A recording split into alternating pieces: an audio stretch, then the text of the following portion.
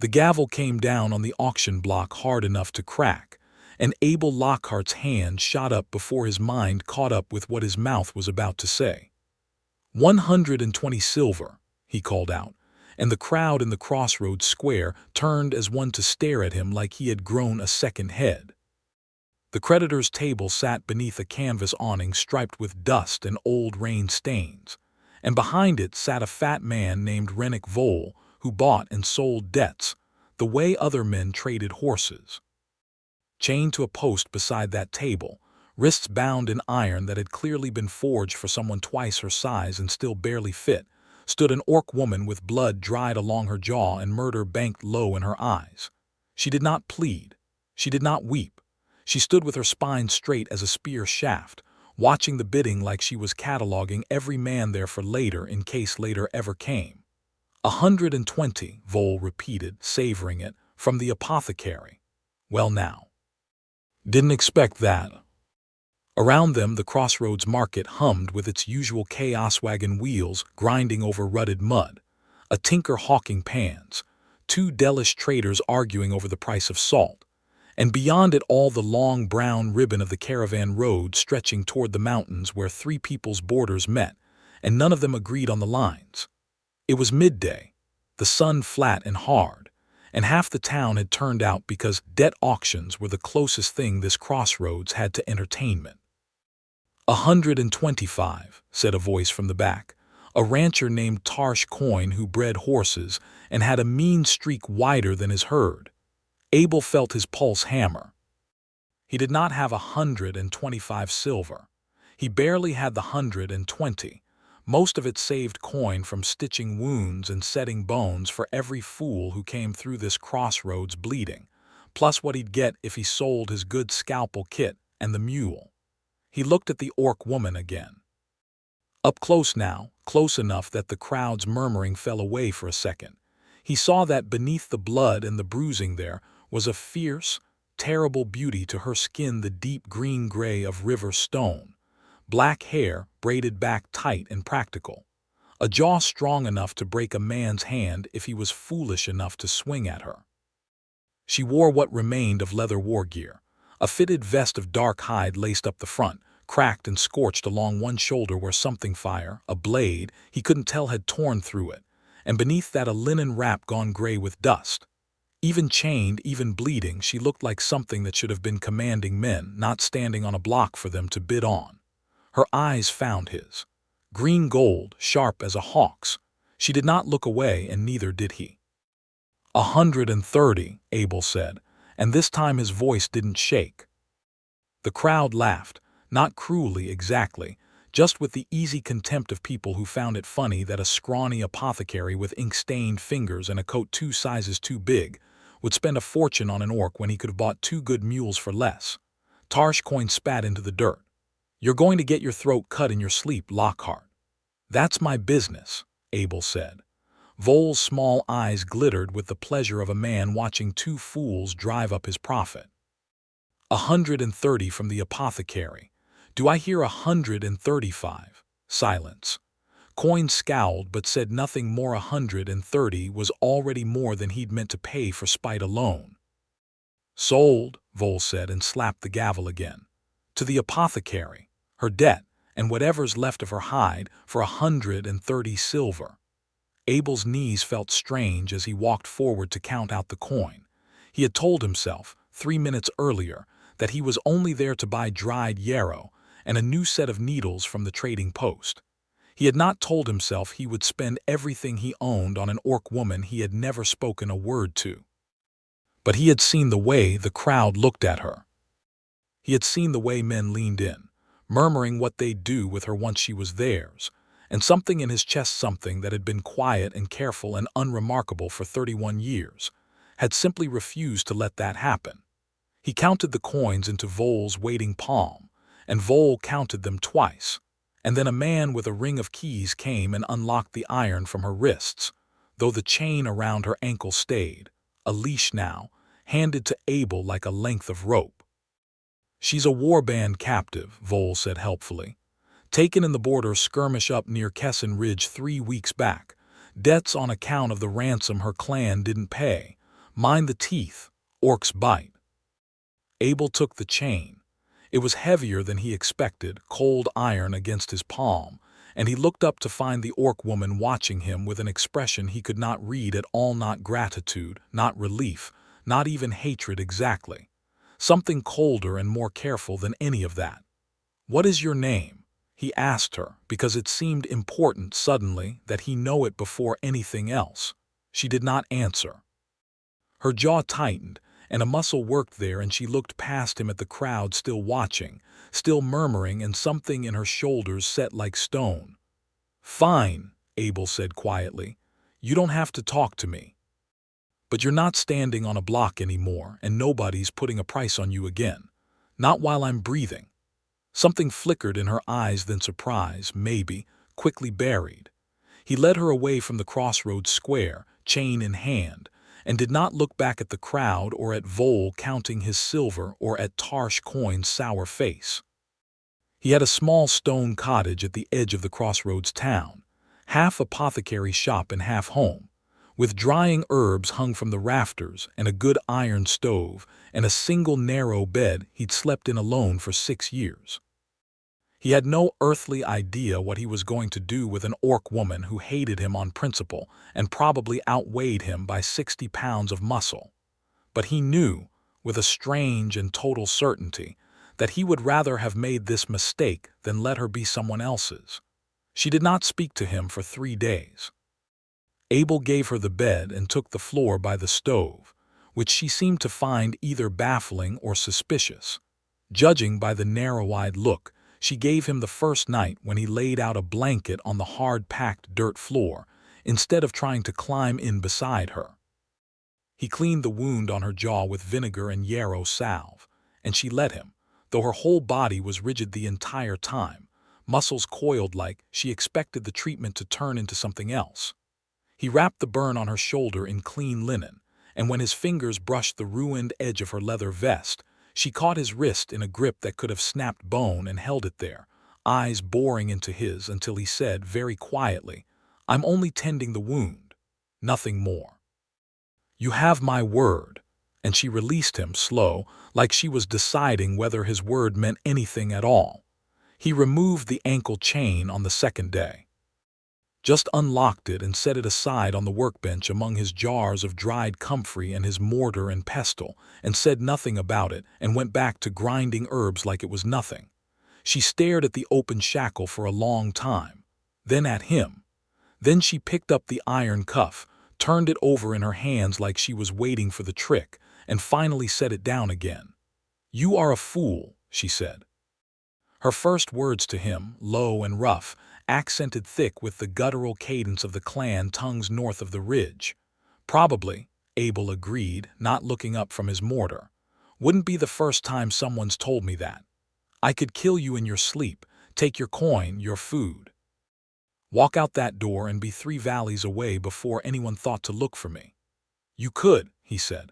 "Door's not locked, never has been." She said nothing to that. But she did not leave.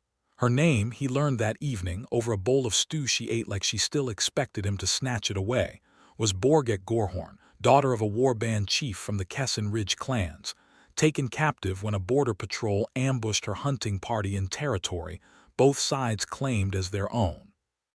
Her clan had refused to pay ransom, not because they didn't value her, she said with a flash of old anger, but because paying would have meant admitting the humans had the right to hold her at all, and admitting that would have meant conceding the border dispute that had been simmering for 2 years already. "So they left you," Abel said. "They made a point," she corrected sharp. "There is a difference. Doesn't feel like much of one, chained to a post." Her eyes flashed, and for a moment he thought she might throw the bowl at him. Instead she set it down hard and said, "You bought me like a mule at market. Do not pretend you understand what it is to be left." "You're right," he said, and meant it. I'm sorry." That seemed to disarm her more than any argument could have. She studied him a long moment, green-gold eyes narrowed like she was recalculating something. "Why did you buy me?" she asked finally. Abel thought about lying or making it sound noble or making a joke of it. In the end he just told her the truth. because Tarsh Coin was going to win that bid, and I've stitched up 2 of the men who work his ranch after he beat them for being slow, and I did not like what he was going to do with you. That's all. I don't have some grand plan. I spent everything I had and I don't rightly know what happens tomorrow." She was quiet a long time. "That is either the bravest thing I have heard a human say," she said at last, "or the stupidest. Could be both." Something that was almost a smile touched the corner of her mouth, gone as quick as it came. "Could be," she allowed. The crossroads town of Kesson Bend sat where 3 trade roads met at the foot of the mountain pass. A scattering of stone cottages and timber storefronts, and one long muddy street lined with hitching posts, grown fat and busy on the caravan traffic that came through twice a month from the coast, the capital, and the northern clan territories. It was a place used to strangers, used to trouble, used to humans and orcs and the occasional wandering Delish trader, all crowding the same tavern at once and mostly managing not to kill each other. Mostly. But an orc woman walking free and unchained down the main street, 3 days after being sold at the Creditors' table, was more than most of Kesson Bend could swallow quietly. "That's the Gorehorn captive," someone muttered as Abel walked with her toward the trading post, close enough for him to hear. "Chief's own blood. Lockhart's a madman keeping her loose like that." "She'll gut him for his coin purse before the month's out," said another. Borgakh's spine went rigid at that, her hand twitching like she wanted a weapon that wasn't there, but she said nothing, only kept walking, chin high, refusing to give them the satisfaction of a reaction. Abel matched her pace. "Ignore them. I have killed men for less than what that one just said," she said under her breath. "I know, and I'd rather you didn't on account of I can't afford another debt auction." That got a huff out of her, not quite a laugh, but close enough that he counted it a victory. Inside the trading post, the proprietor, a wiry man named Hollis Bray who'd known Abel 8 years, took one look at Borgakh and paled. "Lockhart, you know what people are saying." "I know what people are saying, Hollis. I need 3 yards of clean linen and a pound of dried feverfew. You're going to get yourself killed keeping that thing in your house." Borgakh's eyes cut to him, flat and dangerous. "She's not a thing," Abel said, in the same mild tone he'd have used to correct a mispriced tincture. "She's a woman who's had a very bad month, and I'd thank you to speak to her the way you'd speak to anyone else who walked through that door with coin to spend." Hollis blinked, clearly unused to Abel raising his voice for anything, and after a moment he measured out the linen without further comment. Borgakh said nothing the whole transaction, but when they left the shop, she was watching Abel sideways with an expression he still couldn't quite name. "You did not have to do that," she said once they were back on the street. "Yes, I did." "Why?" He shrugged, uncomfortable with the question, the way he always was uncomfortable being asked to explain kindness like it required a reason beyond itself. "Because it was true, and because nobody else in this town seems inclined to say true things to your face." Borgakh was quiet for a long moment, walking beside him past the hitching posts and the wagon ruts, past a knot of caravan guards who eyed her the way men eye a loaded crossbow left carelessly on a table. "Where I come from," she said finally, "a warrior does not thank another warrior for defending her. It is expected. It means nothing. I'm no warrior." "No," she agreed, and there was something almost gentle in it now. "You are something else. I do not yet have the word for it." She stayed. Not because she had nowhere else to go, though that was part of it, her clan 3 valleys north and unwilling to acknowledge her, the border patrols thick enough now that crossing alone would have meant capture or worse. But because, as the weeks passed, something in the small stone cottage at the edge of Kesson Bend became less like a cage and more like a place she chose to be each morning when she woke. She helped him in the shop, once she'd learned enough of his methods to be useful grinding herbs, holding a patient still while he set a bone, her strength making short work of jobs that would have taken Abel 3 times as long alone.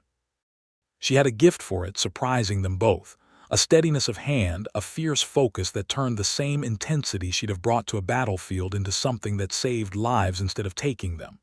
"You're wasted on herbs," Abel told her one evening, watching her grind feverfew with brisk, precise strokes. "You could have led armies." "I did lead," she said, not looking up.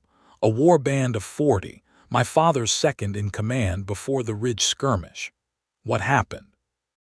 Her hands stilled on the mortar. "We were ambushed.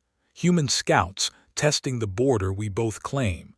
I lost 12 of my 40 before I was taken. I do not know how many of the rest survived to carry word home." "I'm sorry." "You already said that once." But there was no bite in it this time, only a tiredness that made him want to reach for her, and he didn't, because he still wasn't sure what she'd allow and what she wouldn't. The town slowly began to adjust to the shape of things.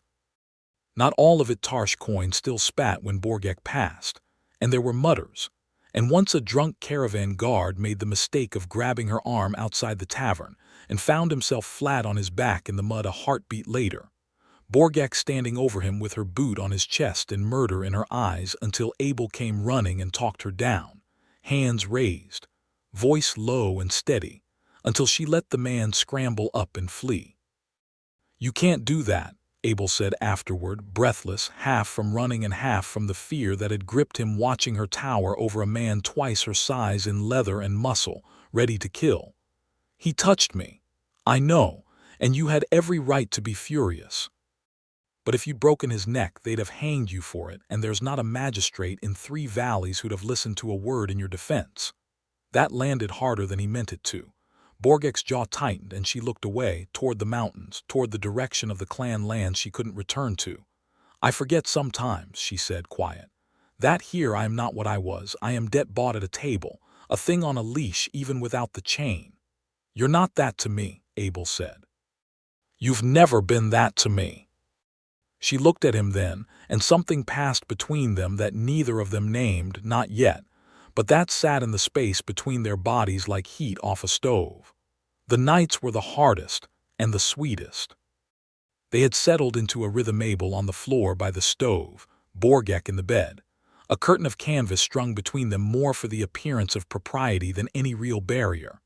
But there were nights when neither of them slept, and the low murmur of talk drifted across that thin canvas divide until the small hours. She told him about her clan, the warband tents pitched along the Kessin Ridge, the smell of wood smoke and tanned hide, the songs sung before a hunt.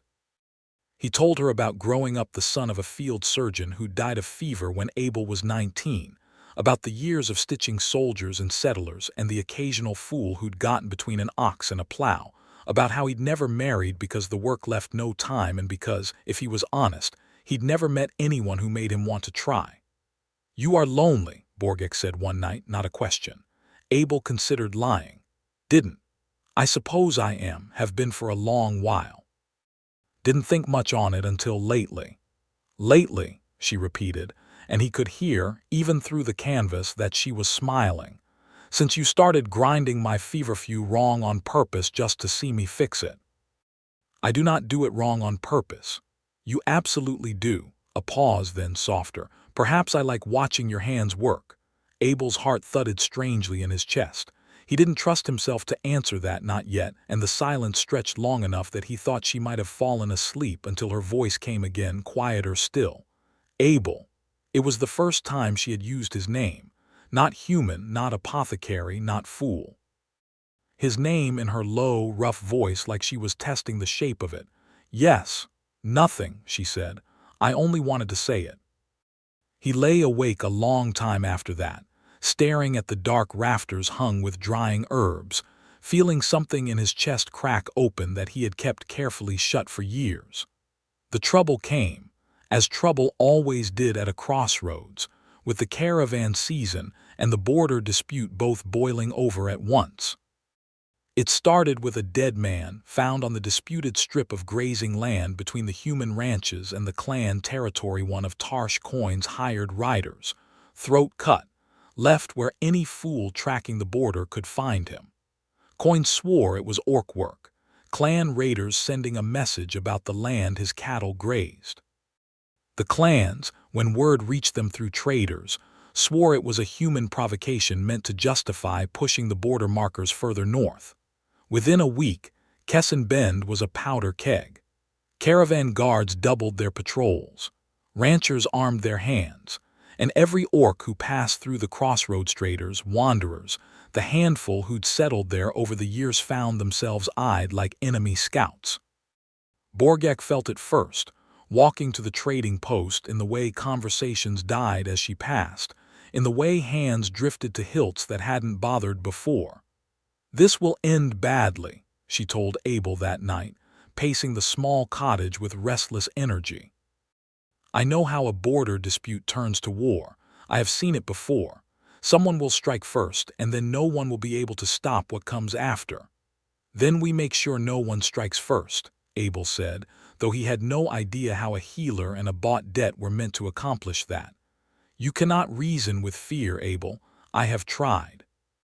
My own father would not listen when I said the humans testing the border were scouts, not raiders. He saw threat and answered with threat, and that is how I ended up in irons at a creditor's table. Then we find someone who will listen. There has to be someone in this town with sense enough to want peace over profit." Borgakh looked at him for a long moment, something raw and searching in her eyes. "You truly believe that?" "I have to," Abel said. "Otherwise, what was the point of any of this?" They found their someone in Magistrate Faradas, the crossroads aging arbiter of trade disputes and petty crimes, a sharp-eyed woman who'd kept Kesson Bend from tearing itself apart more than once in her 20 years holding the post.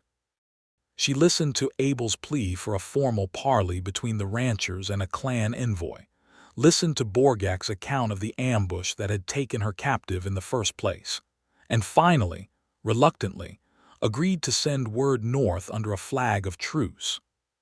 "It won't hold long," Das warned.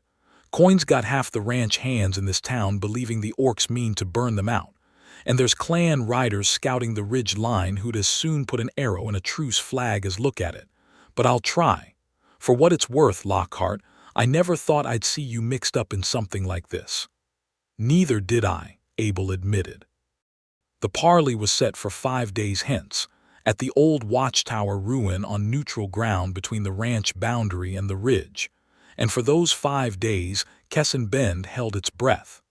It was on the third night, with the tension in town coiled tight enough to snap, that everything between Abel and Borgakh finally broke open. She had been quieter than usual all evening, restless, pacing the cottage until Abel finally set down his mortar and said, "Talk to me, whatever it is."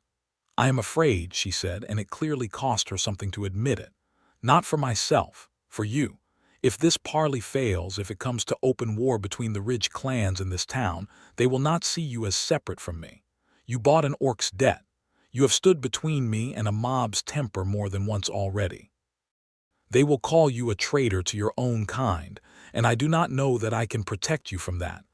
I don't need protecting from my own people's small-mindedness." "You might," she said, fierce. "And I cannot bear the thought of it, Abel. I have lost a war band. I have lost my clan's trust. I will not lose you too." The words hung in the air between them, raw and unguarded, more than either of them had said outright before. "Borgakh, let me finish," she said, low, stepping closer in the dim lamplight, close enough that he could see the flicker of the flame reflected in her green-gold eyes. "I did not want to feel this. I told myself, the first night in this house, that I would not let myself want anything from a human, that it would only be another kind of chain. But you have not once tried to chain me. You gave me back my own name and asked nothing in return. You stood in front of a trading post full of men who despise me and told them I was not a thing. I have watched you work through the night to save a stranger's life and never once complain of the cost. I did not want to love you, Abel Lockhart. I did not have room in me for it." His breath caught. "And now, she said, "I do not know how to stop." He crossed the last distance between them before he'd finished deciding to, and she met him halfway, her hand strong enough to break him, gentle enough not to coming up to frame his face, and when their mouths met it was not soft or hesitant but hungry, months of careful distance breaking apart all at once. She kissed him like she fought, fierce and certain, and he answered in kind, one hand sliding into her dark braided hair, the other at her waist, feeling the solid warmth of her against him like something he'd been cold without for years and hadn't known it. When they finally broke apart, both breathing hard, she rested her forehead against his, and for once there was no wariness in her at all, only a raw and open want. "I have wanted to do that," she admitted, "since the trading post. Since Holly's braised shop and you told him I was not a thing. You could have said something.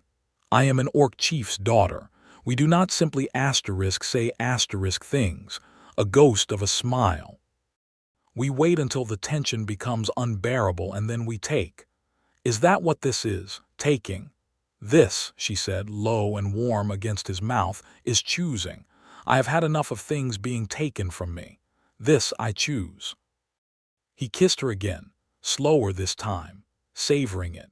And when at last they moved to the narrow bed together, the canvas curtain forgotten, it was with a tenderness that surprised them both, her strength gentled to something reverent, his hands finding the courage to map the scars along her shoulder, the both of them slow and unhurried in the lamplight, learning each other like something sacred. Outside, the crossroads town slept uneasy under the threat of war, but inside that small stone cottage for one night, there was only warmth and want, and the quiet astonishment of two people who had each expected to be alone and found instead that they had been found. The parley, when it came, did not go as anyone hoped. The old watchtower ruin stood on a rise of scrub grass between the ranch fences and the ridge tree line. Its stone walls crumbled to waist height in places, a relic of some older border war neither side much liked to discuss. Magistrate Das arrived with a small honor guard and a white flag on a spear. Tarsh Coin came uninvited, with 6 of his ranch hands and rifles nobody had cleared for a peace talk, and from the ridge came a clan envoy of a dozen riders, led by a broad-shouldered orc with iron-gray hair and a face that Borgakh went very still upon seeing. "That is my father's war second," she murmured to Abel as they watched from the fence line, Das having permitted them to attend since Borgakh's testimony was the reason the parley existed at all. "Gorehorn. If he is here and not my father, it means the chief did not trust this meeting enough to risk himself." The parley started civil enough, Das laying out terms, a proposal to mark the disputed grazing strip as shared ground, patrolled jointly, disputes settled by a standing council rather than raids and ambushes. Gorehorn listened with a stone face. Coin, predictably, did not. "Shared ground," Coin spat, stepping forward before Das had finished. "My rider's dead on that strip with his throat cut, and you want me to share it with the people who killed him." "There is no proof my clan did that killing," Gorehorn said, voice like gravel. "Your border patrols have taken orc lives on that same ground without proof either. You bought my chief's own daughter at your creditor's table like livestock, and now you speak to me of justice."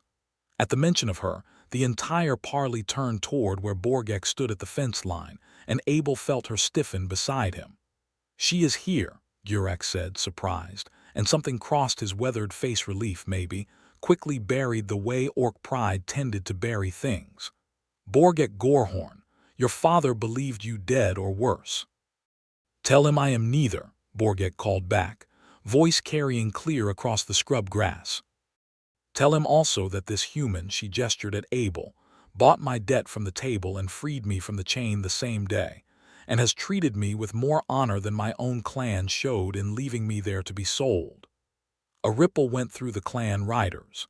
Gorehorn's eyes narrowed, assessing Abel with new interest, but before he could speak, Coin's temper finally snapped its leash entirely. "Enough of this," he snarled, and in one motion grabbed Das's honor guard nearest him by the collar and hauled him backward, drawing a knife from his belt and pressing it to the young guard's throat. "You want peace? Then your riders back off that ridge line right now, or this boy bleeds out on neutral ground and we see how your clan likes that asterisk kind of proof." Chaos erupted, Coin's ranch hands raising rifles, the clan riders' hands flying to bow and spear, Das shouting for calm that nobody was inclined to give. Abel's heart slammed against his ribs. This was it, he realized with sick clarity. The spark that would light the whole valley on fire, right here, right now, over a knife at a terrified young guard's throat, and two sides too proud and too frightened to back down first. "Coin, stop!" Abel shouted, stepping forward, hands raised, but Coin's eyes were wild now, past reasoning. "Out of this, Lockhart, unless you want to bleed too." And then Borgakh moved. She stepped past Abel, past the fence line, out onto the open scrub grass between both armed parties, hands raised open and empty, and every rifle and bow in that clearing swung toward her instead. "Borgakh, don't!" Abel started, but she did not stop, did not even look back at him. "Coin," she said, voice ringing loud and steady across the rise. "Let the boy go, take me instead." The clearing went very still. "You heard me," she said, closer now, close enough that Coin's knife could have found her instead with one lunge. "I am Chief's blood. I am worth 10 of that boy to your purposes, and you know it. Put the knife to my throat if you must have a hostage to force your terms. Let him go." "Borgakh." Abel's voice cracked on her name, raw with fear, and he lunged forward only to find Gorekh's spear arm barring his path, the old warrior's face grim but his eyes flicking toward Borgakh with something that looked almost like pride. "Let her do this," Gorekh said low. "It is the only move on this field that stops the killing before it starts. She'll die." "She will not," Gorekh said. "Watch." Coin, thrown by the offer, hesitated, his knife wavering at the young guard's throat. Why in the hell would an orc offer herself for a human boy she doesn't know? "Because I know what a border war costs," Borgakh said, still walking forward, slow, deliberate, until she stood almost within arm's reach of Coin and his hostage both. "I have led a warband. I have watched 12 of my own die on ground exactly like this. You are one terrified man with a knife, and I am offering you the only trade that lets everyone here walk away breathing. Take it, or start a war today that neither side can afford over your own dead pride." The clearing held its breath. Abel's whole body screamed at him to move, to do something. But Gorekh's spear held firm, and some deeper instinct told him that Borgakh needed this moment to be hers alone, that any interference now might be the very thing that got her killed. Coin's hand shook. His ranch hands watched him, rifles still raised but uncertain now, the moment stretching unbearable. And then slow, he released the young guard, shoving him stumbling toward Das's line, and turned his knife instead toward Borgakh. "Fine," he said, voice ragged. "Fine, we'll see how much your chief values you when he never finished the sentence." Borgakh's hand closed around his knife wrist with a speed that belied her earlier stillness, twisting hard, and the blade dropped into the grass as Coin yelped in pain and dropped to one knee, his arm bent at an angle that promised real damage if he struggled further. "I said take me instead," Borgakh said, coldly furious now, standing over him. "I did not say you would enjoy the trade." She released him a heartbeat later, stepping back, and Coin scrambled up clutching his wrist, humiliated and disarmed in front of both his own men and the clan riders both. The fight gone out of him entirely now that his knife lay useless in the grass and his hostage stood safe behind Das's line. "This parley is over," Das said into the ringing silence, voice shaking but firm. "Coin, you will answer to me for drawing a blade on a truce ground, and count yourself lucky it is only my court and not the clan's justice you face for it. Gorekh, I beg that your chief still consider the terms, whatever this fool nearly ruined here today." Gorekh's eyes were still on Borgakh, something unreadable moving behind them. "I will carry word to the chief," he said slowly. "And I will carry word also of what his daughter did here today, to stop a war with empty hands and a debt she did not owe this town.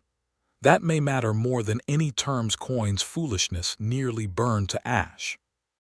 Abel finally reached her then, no spear barring his way now, and he did not care who watched as he pulled her into his arms, shaking, her heartbeat thundering against his chest as fast as his own. "Don't you ever do that again," he said into her hair, voice cracking. "I could not let him die, Abel, not when I had the strength to stop it. You could have died. I did not." She pulled back enough to look at him, her hand coming up to cradle his jaw, thumb brushing along his cheek with a tenderness that undercut every fierce thing she'd just done. I have led men into worse odds than that and walked away. I know the measure of a man's fear better than he does himself. Coin was never going to use that knife on me. He barely had the nerve to hold it to a boy half his size. That's not the point. Then what is the point? The point, Abel said, voice rough, is that I can't lose you. Not to a border war, not to a knife in some fool rancher's hand, not to anything. I bought your debt at that table because I couldn't stand to see what they'd do to you. I did not know then that I would end up needing you more than I have ever needed anything in my life. But I know it now, Borgakh, so don't you dare do that again without at least warning me first. Something in her face softened entirely, the fierce warrior giving way to something achingly gentle. I will try, she said, though I make no promises. It is not in my nature to stand behind a fence while someone I love bleeds, human or otherwise. Love, Abel repeated quiet like he was testing whether the word would hold weight. Yes, Borgakh said simply like it had never been in question. I told you that first night. I did not want to. I do not have room to spare for it in a heart built for war. And yet here it is, taking up all the space regardless. He kissed her then, right there on the trampled scrub grass with the parley's wreckage still settling around them. Das's guards and Coin's ranch hands and Gorekh's riders all watching. And for the first time neither of them cared who saw. Word of what happened at the watchtower ruin spread through Kessin Bend faster than fever. By the time Abel and Borgakh returned to the crossroads, the story had already grown 3 sizes in the telling. The orc woman who'd offered her own life to save a human hostage, who disarmed a rancher with her bare hands, who belonged to the chief's own bloodline and had chosen, of all people, the quiet apothecary who'd bought her freedom months before. Not everyone believed it a happy story. Tarsh Coin, humiliated and furious, spent a week telling anyone who'd listen that the orcs meant to use Borgakh's gesture as a wedge to seize the grazing land outright, that Abel Lockhart had been bewitched or bribed, that no decent human woman would have him now that he'd taken an orc to his bed. Some in town nodded along. Business at Abel's shop thinned for a time. A few long-time patrons choosing to ride the extra hour to the next town's healer rather than cross his threshold. Borgakh felt the sting of it more than she let on, though Abel caught her some evening standing at the cottage window, watching the road, her jaw tight with something between anger and grief. They will never fully accept it, she said one such evening, not turning from the window. Not truly. I have made my peace with that. Some will, Abel said. Das has near enough. Holly's Bray nods to you in the street now, which for Holly's is practically a parade in your honor. That got a small, reluctant laugh out of her. A parade, truly. Give it time, people surprise you. Or they do not, she said, turning to face him now, something vulnerable in her eyes that she rarely lets show. Abel, if this becomes too much for you, if your business withers, if your neighbors turn from you entirely because of what I am, I would understand if you asked me to go. He crossed the room and took her face in both his hands, the way she so often did to him, and held her gaze steady. I did not spend everything I owned at that creditor's table to hand you back the moment it got difficult. I am not asking you to go anywhere, Borgakh Gorehorn. Not now, not ever. Whatever this town decides to think of me, I would rather have you and their scorn than have their approval and an empty house. She kissed him for that, slow and fierce and grateful all at once, and if some part of her still ached at the whispers in the street, she did not let it show again, not for a long while.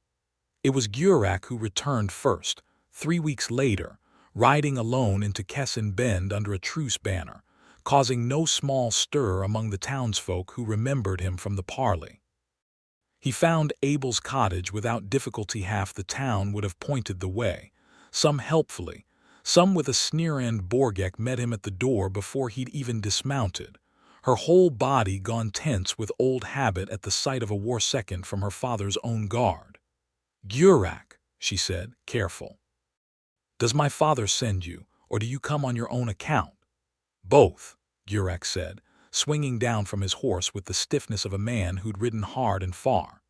Your father has considered the terms the human magistrate proposed, and he has considered also What you did on that field, offering yourself for a stranger's boy, disarming a fool rancher with your bare hands rather than let blood spill and drag both our peoples into a war neither can afford.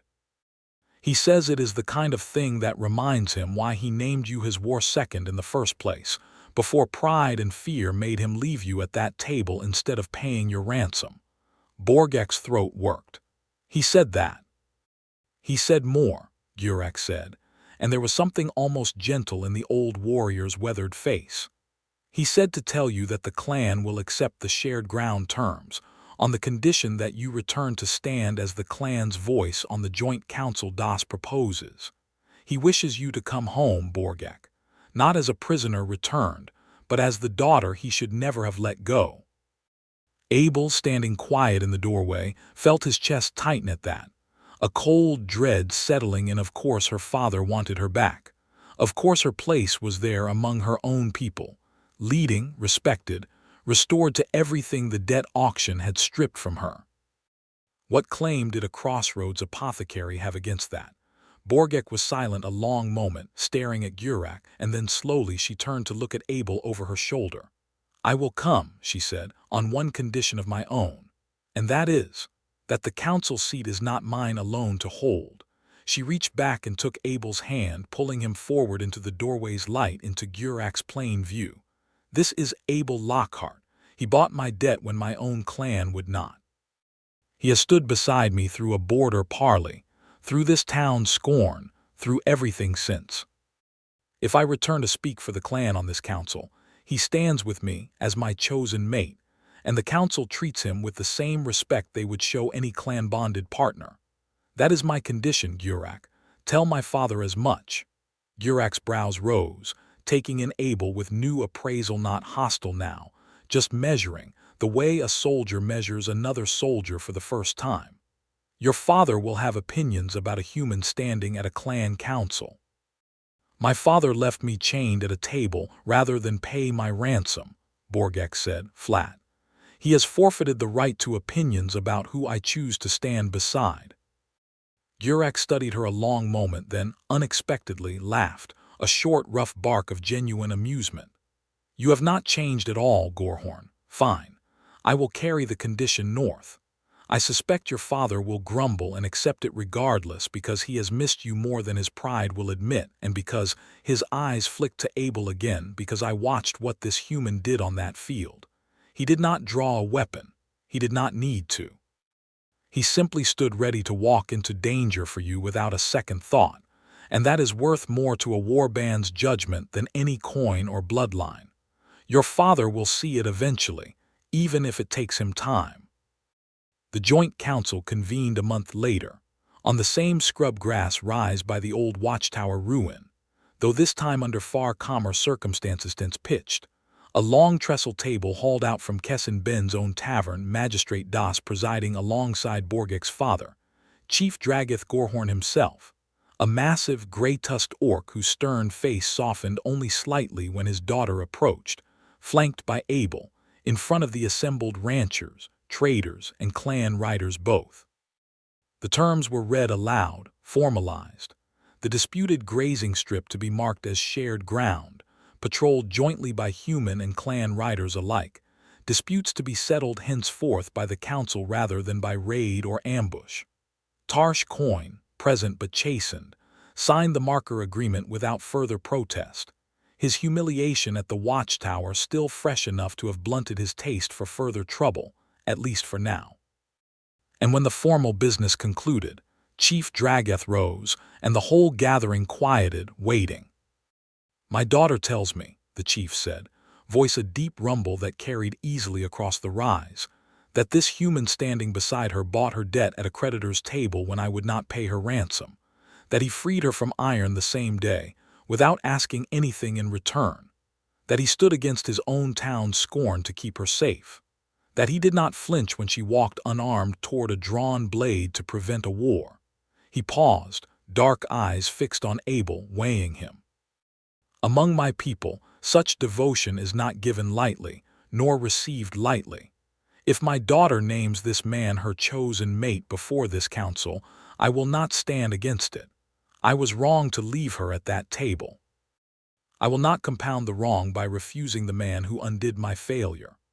The words landed heavy on the gathered crowd humans, and clan riders alike shifting, murmuring, but none openly protesting, not with the chief himself speaking so plainly. Borgakh stepped forward, taking Abel's hand in front of the entire council, in front of the whole Crossroads town that had watched her arrive in chains and now watched her stand free, chosen, and unashamed. "I name Abel Lockhart my chosen mate," she said, clear and unwavering. "Before this council, before my father, before whatever gods watch over Ridge and Crossroads both. He asked nothing of me when he bought my debt. I give him everything freely because that is what he has earned." Abel's throat was too tight for words for a long moment, the weight of the whole gathered crowd's eyes on him, the memory of the creditors' table and the iron chains and the sneering crowd still sharp in his mind against this.